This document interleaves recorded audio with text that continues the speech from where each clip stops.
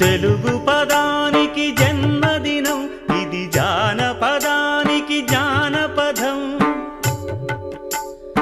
ఏడు స్వరాలే ఏడు కొండలై కలసిన కలియుగ విష్ణు పదం.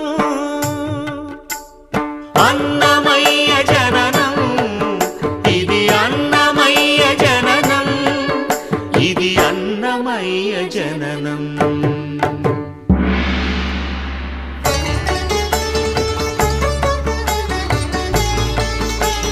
హరిషడ్వర్గము తెగనరికే హరిఖడ్గం ఇది నందకము.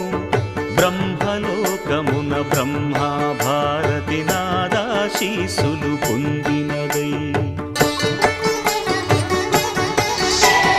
శివలోకమున చిద్విలాసమున ఢమరుధ్వనిలో గమకితమై.